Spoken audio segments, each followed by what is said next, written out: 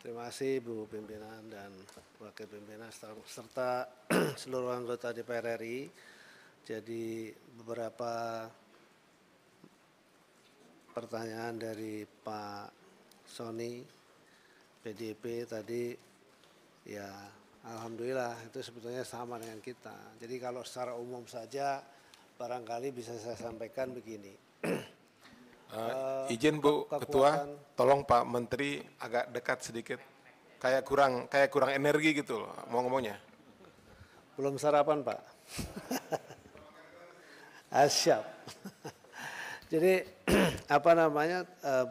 Saya bisa simpulkan bahwa kenapa kemudian bahwa pagar ini kemudian tidak segera dilakukan pembongkaran, dan kemudian ketika pembongkaran saya membuat pernyataan bahwa itu adalah bagian dari barang bukti. Ya saya berpikir bahwa harus ada edukasi yang baik, yang benar juga gitu. Sesuai dengan kewenangan dari Kementerian Kelautan Perikanan kan ada batasan-batasan ruang kewenangan, jadi tidak menyeluruh juga gitu ya. Contoh misalnya kita kalau dianggap lalai misalnya kenapa itu sejak Agustus baru kemudian setelah rame-rame baru kita turun. Tapi paling tidak pada saat mulai rame itu KKP langsung hadir dan melakukan pengecekan secara administratif apakah ada pengajuan KKPRL ataukah mungkin sedang proses ataukah mungkin sudah dikeluarkan dan seterusnya. Nah, setelah diketahui tidak ada maka pada hari itu dilakukan penyegelan. Itu tahapan pertama begitu. Karena memang kita juga sudah melakukan ratusan kali penyegelan itu tidak hanya di sini. Di seluruh Indonesia kita lakukan. Yang kalau tidak salah ada 196 kasus yang kita lakukan. Cuma tidak terberitakan seperti ini karena mungkin tidak terlalu menarik. Ada misalnya di Batam itu apa namanya reklamasi yang menghancurkan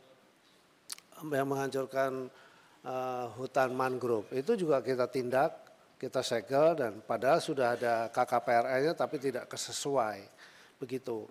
Nah kita tidak bisa kemana-mana. Misalnya contoh begini, tiba-tiba lalu kemudian tiba-tiba dibongkar misalnya begitu. Jujur saja membongkarkan memang ada budgetnya juga.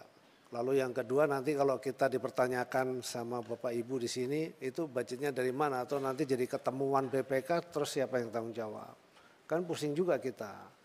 Lalu kemudian kalau belum ada keputusan, karena nanti keputusannya itu kalau begitu ditemukan siapa yang memasang dan kemudian ketahuan selain denda juga dia harus membongkar. Begitu yang bersangkutan harus membongkar bukan kita yang membongkar gitu lah. Itu salah satu. Cuman gimana ya netizen kan seperti tadi yang Bapak sampaikan di ujung sana mengatakan loh kok dibongkar dilarang kok nggak boleh. Padahal kan harus juga kita edukasi secara hukum. Kan negara ini kan bukan yang asal-asalan ada hukumnya juga begitu loh. Jadi siapa yang melakukan itu tanpa bertanggung jawab, kemudian kita harus meminta bertanggung jawab. Kalau sudah tidak ada buktinya kan sulit. Bisa bukti itu bisa melalui apa namanya foto, bisa melalui video, ya bisa juga gitu. Tapi sekali lagi itu ada anggaran juga untuk melakukan itu semua. Oke, tapi kemudian kami menganggap bahwa kemarin secara bersama-sama, jadi kami berkoordinasi dengan Angkatan Laut, lalu kemudian kami menyatakan bahwa jangan hanya sendiri tetapi semua.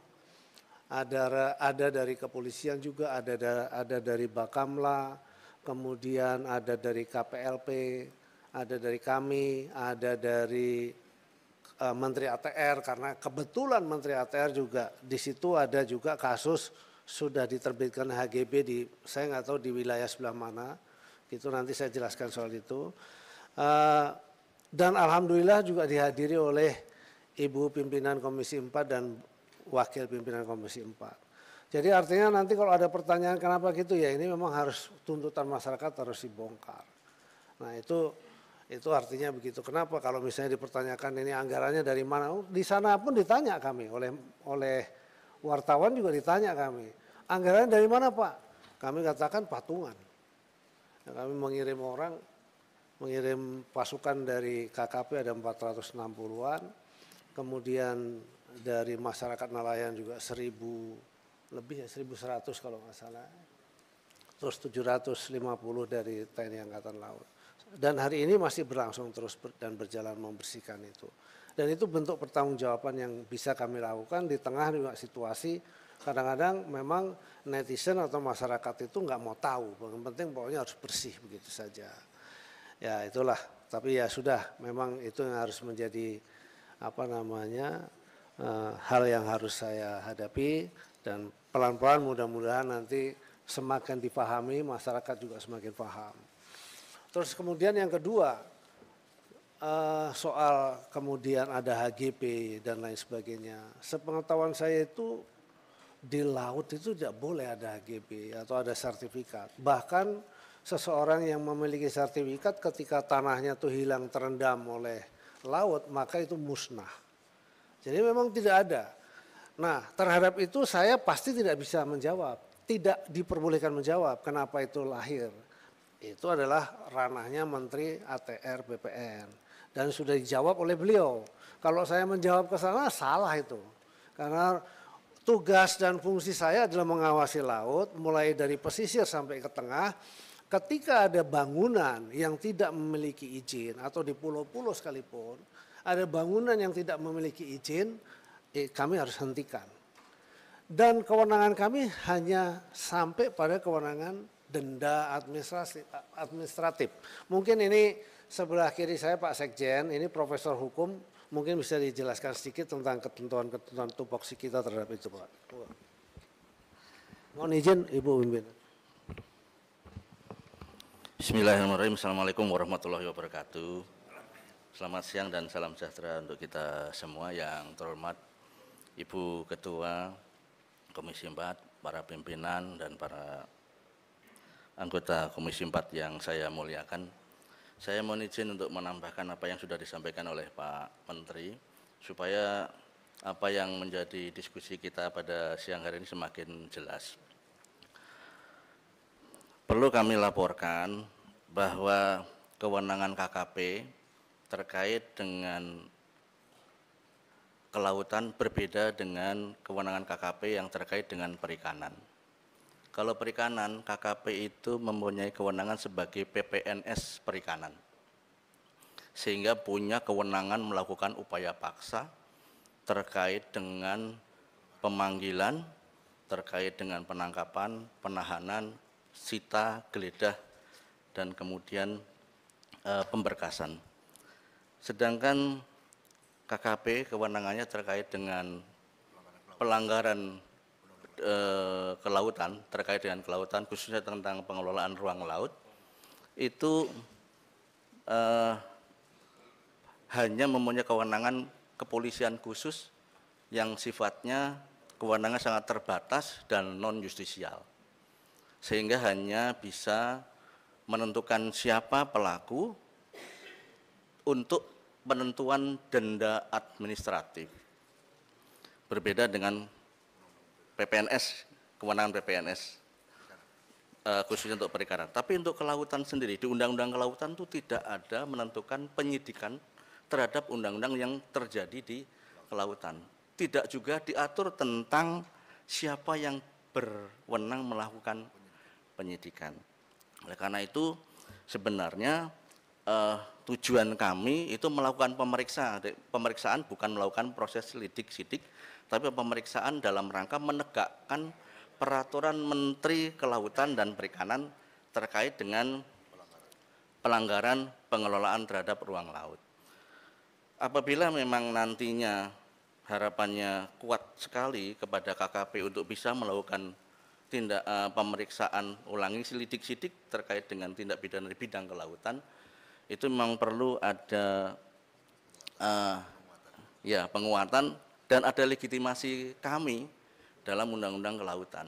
Nanti mohon dibaca kembali untuk Undang-Undang Kelautan itu memang tidak ada tentang kewenangan penyidikan dan siapa penyidiknya. Dan terkait dengan situasi kita yang alami saat ini, memang untuk upaya paksa dan menentukan siapa nanti pelakunya kami bisa, tetapi hanya sekedar terbatas terkait dengan nantinya akan menentukan siapa pelakunya dan menentukan berapa denda administrasi yang akan ditetapkan. Dan nanti kami akan coba untuk koordinasi dengan aparat penegak hukum yang lain, jangan sampai nanti KKP terlalu ke depan menjadi salah, menjadi obskur semuanya, dan ini akan menjadi beban terhadap KKP sendiri. Oleh karena itu kami selalu hati-hati dalam menentukan langkah, dan nanti semoga ke depan kami bisa melakukan koordinasi yang baik dengan aparat penegak hukum yang lain. Kira-kira yang mempunyai kewenangan terhadap melakukan penindakan terhadap pagar laut ini khususnya, itu aparat penegak hukum yang mana, supaya proses penyidikan bisa berjalan dengan baik dan bisa menentukan secara material siapa pelakunya, sehingga untuk proses penyidikan yang nantinya akan dibawa ke ranah criminal justice system di pengadilan akan lebih tuntas. Namun saat ini dari KKP hanya ranah administrasi, karena hanya melakukan penegakan terhadap peraturan Menteri KP, dan terkait nanti siapa pelakunya baru bisa kita kenakan denda administrasi. Saya rasa itu perlu penjelasan lebih lanjut dari kami sebagai Sekjen untuk melengkapi apa yang disampaikan oleh Bapak Menteri. Sekian, terima kasih. Saya lanjutkan, Ibu.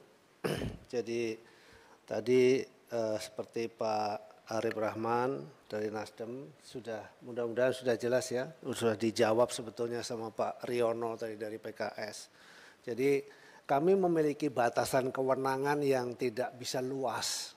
Jadi kami mohon juga kepada yang mulia para anggota Komisi 4 DPR RI, memang kita harus melakukan satu edukasi di tengah situasi zamannya broadband seperti sekarang ini. Kalau kita tidak melakukan edukasi, akibatnya seolah-olah kita yang salah. Contoh misalnya kemarin itu ketika tersiar soal ada HGB atau sertifikat HGB, yang disalahkan tuh Menteri KKP, seolah-olah Menteri KKP yang mengkapleng-kapleng, padahal tidak seperti itu gitu ya. Bahkan kami pun baru tahu setelah diumumkan oleh Menteri ATR. Tapi yang pasti yang kami ketahui berdasarkan undang-undang memang tidak boleh ada penerbitan sertifikat di laut kecuali untuk suku tertentu. Salah satu contoh adalah suku Bajo, dan itu pun sebelum diterbitkan oleh ATR BPN harus diterbitkan dulu KKPRL. Jadi seperti itu.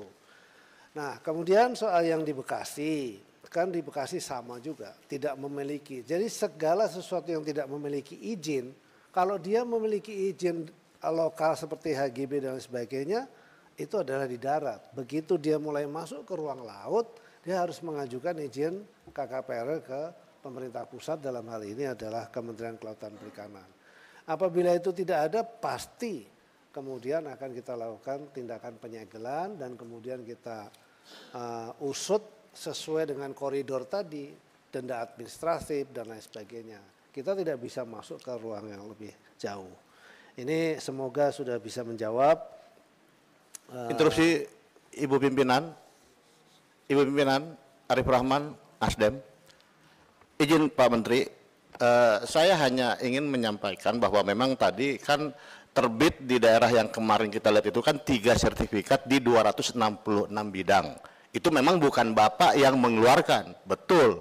Kita juga paham itu. Tapi kan Bapak punya fungsi pengawasan yang seharusnya sudah bisa mengetahui juga Pak, bahwa proses itu sudah berjalan. Karena kan pagar laut itu Pak, mohon maaf, tidak seperti sulap. Ini pagar laut atau sertifikat? Pagar laut Pak, tapi kan gini, ya. Mungkin mereka melakukan itu karena sudah punya sertifikat, merasa punya sertifikat. Memang bukan Bapak yang menerbitkan. Saya tahu bahwa itu adalah BPN, pasti yang menerbitkan. Tapi kan proses persetujuan harusnya pemanfaatan ruang laut itu kan ada di Bapak. Nah, saya nggak tahu makanya kenapa harus ada koordinasi yang seperti pimpinan tadi bilang Pak Alex, bahwa kalau memang merasa ini tidak punya kewenangan, kita bikin panja atau apa untuk mencari Pak. Karena saya yakin problem ini juga ada di seluruh Indonesia gitu loh. Nah ini yang perlu, jangan sampai Bapak setelah ini akan capek klarifikasi masalah pagar-pagar ini Pak. Karena ini tiba-tiba habis dicek muncul di Surabaya. Nanti habis ini di Makassar pasti ada. Ini akan selalu muncul. Nah saya hanya mempertanyakan bagaimana koordinasinya, karena bagaimanapun yang ada HGB-nya itu di wilayah Bapak, laut Pak. Pokoknya urusan air asin itu di Bapak lah gitu kan. Dan HGB itu adanya di wilayah Bapak.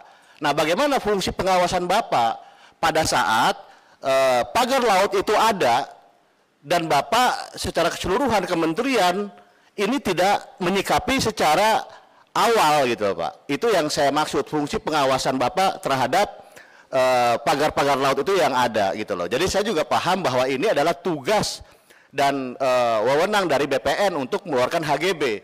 Kalau memang Bapak ada kesulitan untuk itu, sampaikan ke kita. Kita akan merekomendasikan untuk melakukan panja supaya bisa berkoordinasi dengan BPN dan yang lainnya. Apalagi Bapak juga kan, misalkan ada Pol Airut di sana, ada Angkatan Laut di sana kan bersama-sama Bapak. Nah ini yang harus saya jelaskan. Mungkin itu Pak. Terima kasih Pak Menteri, mohon maaf. Terima kasih Bu Pimpinan. Terima kasih Pak.